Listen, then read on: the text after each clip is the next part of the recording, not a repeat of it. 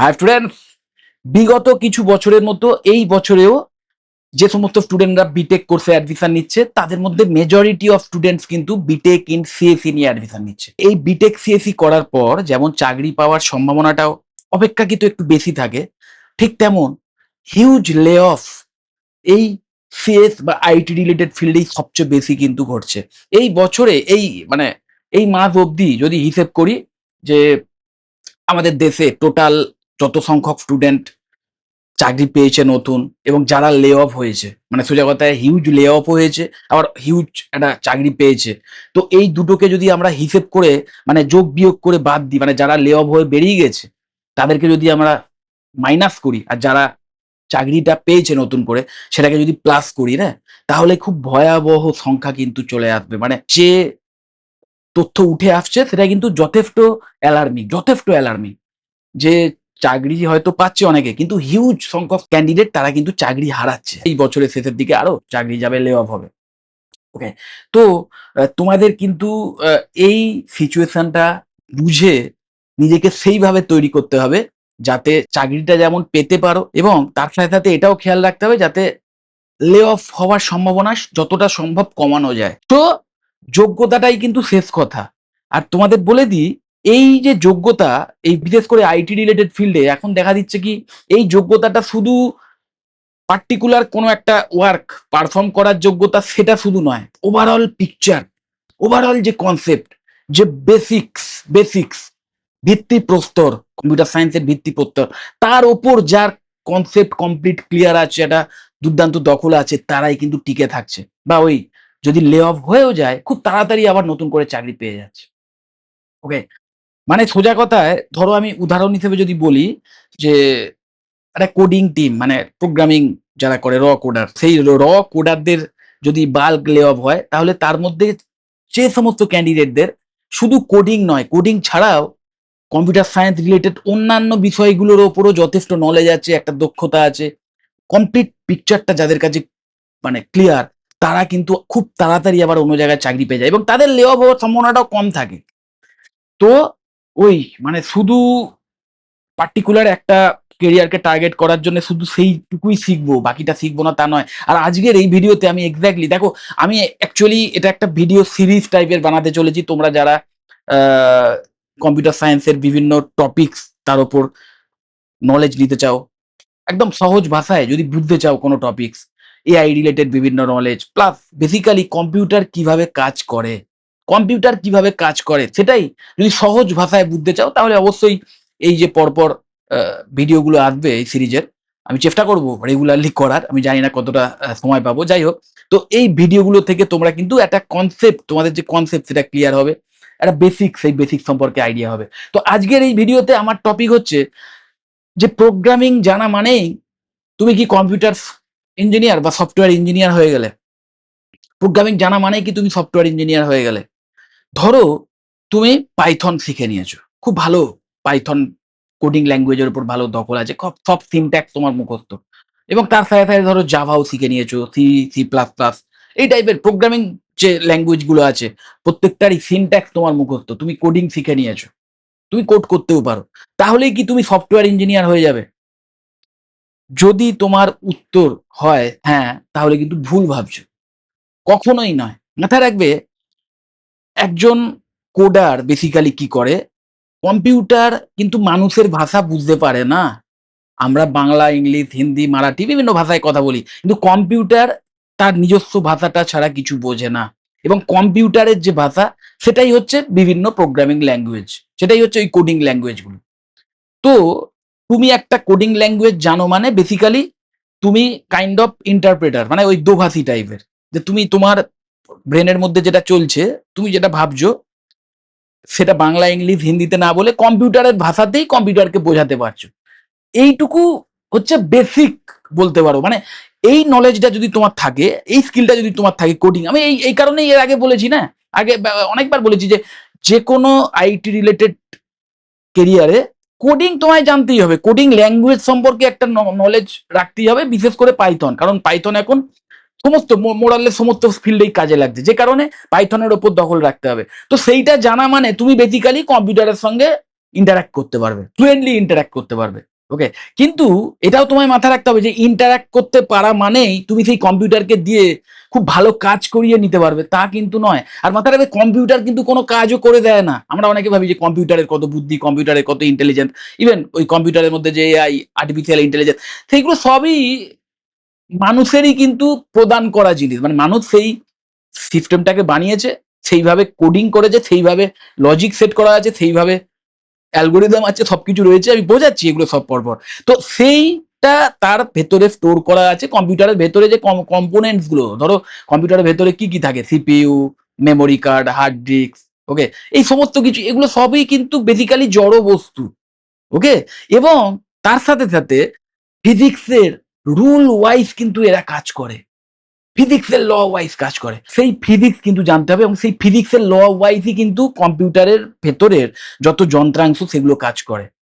ওকে, এবার সেই যন্ত্রাংশ আমাদের ডাইরেক্ট ভাষা বুঝতে পারে না, সেই ভাষাটা তাদের ওই কোডিং ল্যাঙ্গুয়েজের মাধ্যমে বোঝাতে হয়। এবং সবকিছুই কিন্তু আলটিমেটলি মাথায় রাখবে ব্রেক করে করে করে করে করে সেই 0-1 অব্দি গিয়েই থামে। তো সেই মানে আবার পরের ভিডিওতে এই সমস্ত বিষয় ব্রেকডাউন করব। তো আজকে তোমাদের যেটা আমি ওই বলছিলাম, মানে তুমি ধরো কোনো একটা ভাষা সম্পর্কে ভালো জ্ঞান আছে, তোমার ভাষা সম্পর্কে জ্ঞান থাকলেই কি তুমি খুব ভালো লেখক হয়ে উঠতে পারবে? নিশ্চয়ই পারবে না। তার জন্য আলাদা স্কিলের প্রয়োজন। ঠিক তেমন ভাবে সফটওয়্যার ইঞ্জিনিয়ার যদি হতে চাও, তাহলে কিন্তু তোমাকে কোডিং ল্যাঙ্গুয়েজের উপর দখলের সাথে সাথে এটাও মাথায় রাখতে হবে যে একটা কম্পিউটারকে কিভাবে কাজ করাতে হয় সেটা তো আমি জানি, সেটা আমি পারি, সেই ভাষাটা আমার জানা আছে। কিন্তু সেই কম্পিউটারকে কতটা এফিসিয়েন্টলি সেই কাজটা করাতে হয়, সেই এফিসিয়েন্সিটা তুমি যত বেশি অ্যাপ্লাই করতে পারবে, তত ভালো তুমি একজন সফটওয়্যার ইঞ্জিনিয়ার। একজন সফটওয়্যার ইঞ্জিনিয়ার শুধু ওই জাস্ট টু ডু, যে কাজটা হলেই আমার হয়ে গেল, এমনটা কিন্তু ভাববে না। একজন সফটওয়্যার ইঞ্জিনিয়ার বা ইঞ্জিনিয়ারের কাজ, আমি যদি ওভারঅল আরো ব্রডলি দেখি, ইঞ্জিনিয়ারের কাজ কিন্তু সবচেয়ে কম এফোর্টে, সবচেয়ে কম খরচে, সবচেয়ে কম টাইমে একটা অপটিমাম সবকিছু ইউজ করে সবচেয়ে ম্যাক্সিমাম অ্যাকুরেট রেজাল্ট কি করে পাওয়া যায়, ঠিক সেম ওয়েতে সফটওয়্যার ইঞ্জিনিয়ারদের কাজ যে আমি কোডিং ল্যাঙ্গুয়েজ তো জানি, তো সেই কোডিং ল্যাঙ্গুয়েজের মাধ্যমে কিভাবে পার্টিকুলার কোনো কাজ কম্পিউটারকে দিয়ে সবচেয়ে সহজে, সবচেয়ে দ্রুত গতিতে এবং সবচেয়ে এফিসিয়েন্টলি করাতে পারি। একটা উদাহরণ হিসেবে তোমাদের যদি বলি যে, ধরো তোমাদের ক্লাসের প্রিন্সিপাল তোমাদের কাছে এসে বললেন যে ১০ জন স্টুডেন্টের নাম আছে, ওকে, হাতে একটা লিস্ট ধরিয়ে দিলেন তোমাকে, ওকে, ১০ জন স্টুডেন্টের নাম আছে সেখানে। এবং যদি টিচার বলেন যে এখানে রিয়াকে খুঁজে বার করো, যে রিয়া নামের কেউ আছে কিনা খুঁজে বার করো। ওকে, তো তুমি কি করবে তখন? তুমি তখন কি করবে? এটা ভাবতে থাকো। একটু ভাবো যে কিভাবে তুমি রিয়াকে খুঁজবে? নিশ্চয়ই একটা করে দেখবে। যে একদম ১ম এ দেখবে, ১ম এ হয়তো অরূপের নাম আছে। তাহলে তুমি বুঝে যাবে যে না, আমি খুঁজছি রিয়াকে। কিন্তু এখানে তো অরূপের নাম আছে। তাহলে এটা হবে না। 2nd এ চলে এলে দেখলে অমিতের নাম আছে। তাহলে তুমি আবার একই জিনিস ভাববে যে আমি রিয়াকে খুঁজছি কিন্তু এখানে অমিত আছে। তার মানে এখনো আমি রিয়াকে খুঁজে পাইনি।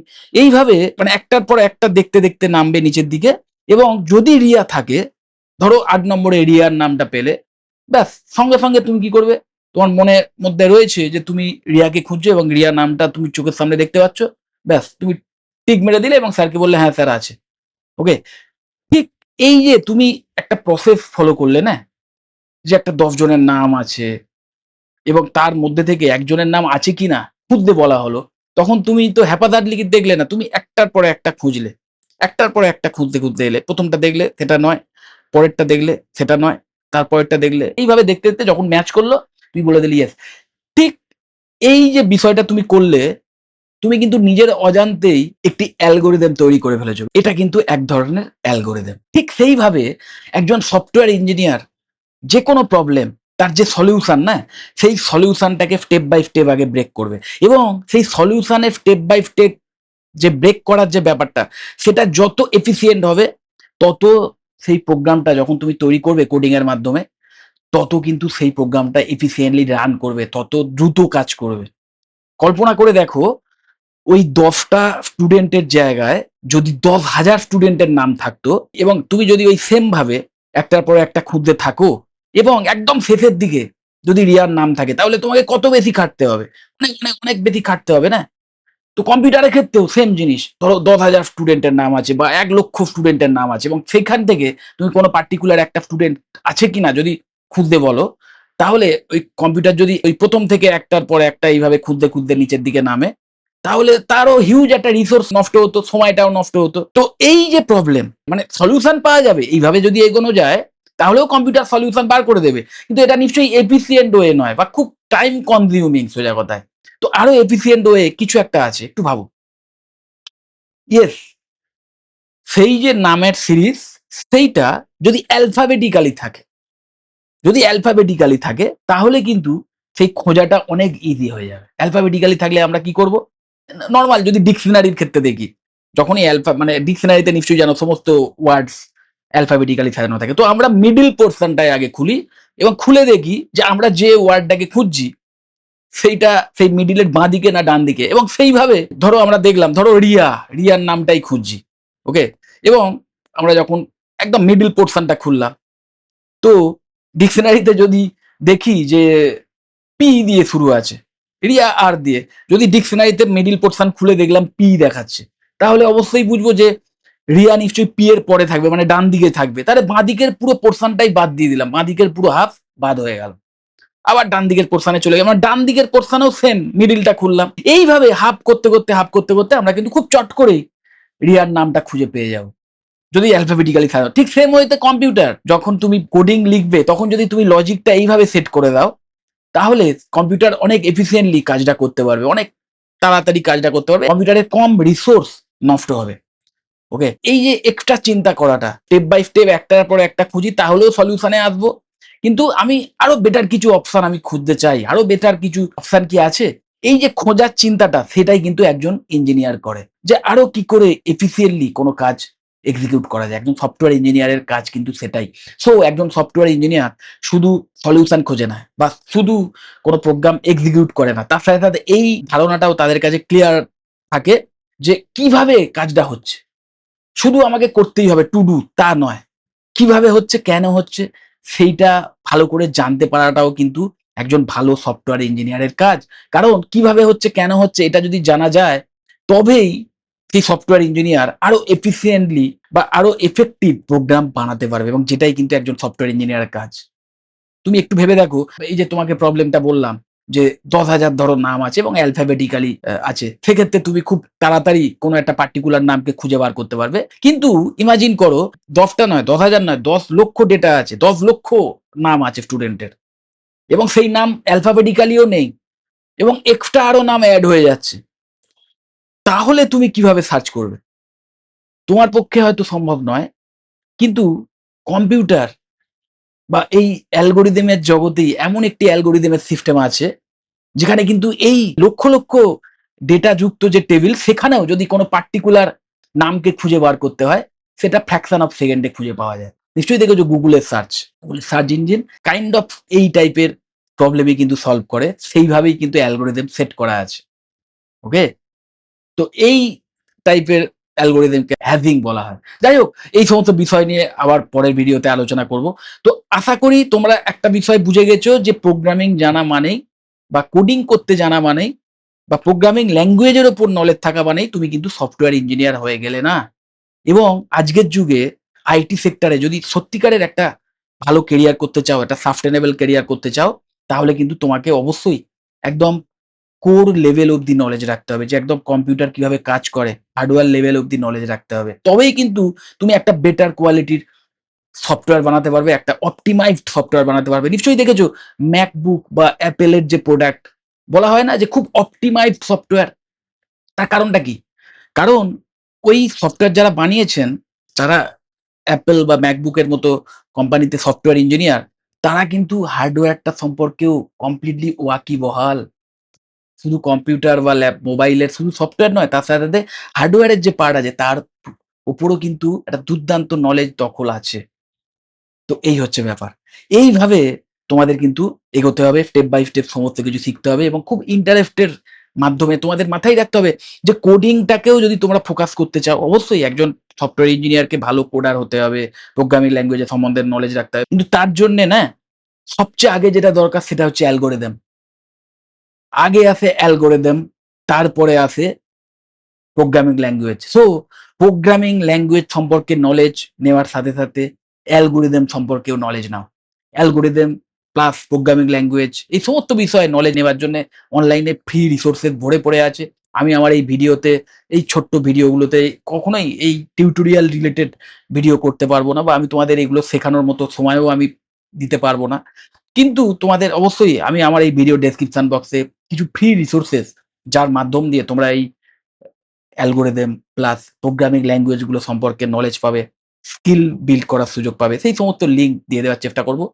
তোমরা যারা ফার্স্ট ইয়ারে বিটেক সিএসসি বা আইটির মতো কোর্সে অ্যাডমিশন নিচ্ছ এবং ইন ফিউচারে আইটি রিলেটেড ক্যারিয়ার করতে চাও, তাদের জন্য কিন্তু ভীষণ ইম্পর্টেন্ট এই অ্যালগরিদমের উপর নলেজ রাখা, প্লাস কম্পিউটার কিভাবে রান করে, কম্পিউটার কিভাবে কাজ করে, কিভাবে এক্সিকিউট করে। কম্পিউটারে তুমি টাইপ করলে তারপরে দেখতে পাচ্ছ পর্দায়, মানে কম্পিউটারের স্ক্রিনে ফুটে উঠছে। সেই যে রুটটা, যে তোমার এই কিবোর্ড থেকে কিভাবে স্ক্রিন অব্দি পৌঁছচ্ছে, এই রুটটাও কিন্তু জানাটা দরকার। এর পেছনেও কিন্তু ফিজিক্স লুকিয়ে আছে। তো এই পুরো কনসেপ্টটা কিন্তু ক্লিয়ার করতে হবে। তো যাই হোক, আজকের এই ভিডিওটা আমি এখানেই শেষ করছি। এই ভিডিওর পরের সিরিজ আমি চেষ্টা করব যত তাড়াতাড়ি সম্ভব এড করার। তো আশা করি তোমরা একটা আইডিয়া পেয়েছো যে শুধু কোডিং ল্যাঙ্গুয়েজের উপর নলেজ রাখা মানেই কিন্তু তুমি খুব ভালো সফটওয়্যার ইঞ্জিনিয়ার হয়ে গেলে না। একজন ভালো সফটওয়্যার ইঞ্জিনিয়ার হতে গেলে কমপ্লিট পিকচারটা ক্লিয়ার রাখতে হবে এবং অ্যালগরিদমের উপর একটা কমপ্লিট দখল রাখতে হবে। ওকে? যাই হোক, এর পরের ভিডিওগুলোতে আমরা এই অ্যালগরিদম রিলেটেড বেশ কিছু ট্রিক্স, বেশ কিছু টাইপ, সেই সমস্ত বিষয়ে আরো ক্লিয়ার কনসেপ্ট নেওয়ার চেষ্টা করব। ওকে? তো যদি এই ভিডিওটা ভালো লাগে তাহলে অবশ্যই লাইক করো। আর এই ভিডিওটা তোমার বন্ধু-বান্ধবদের শেয়ার করো যারা ওই তোমার মতোই কম্পিউটার সায়েন্স বা আইটি রিলেটেড ক্যারিয়ার করতে চায়। তাদের জন্যেও এই ভিডিওটা কিন্তু উপকারে লাগতে পারে। যদি মনে হয় ভিডিওটা হেল্পফুল, অবশ্যই লাইক করো। চ্যানেলটা যদি সাবস্ক্রাইব না করে থাকো এক্ষুনি সাবস্ক্রাইব করো। আর ভিডিও যত বড় শেয়ার করে দিও। টাটা।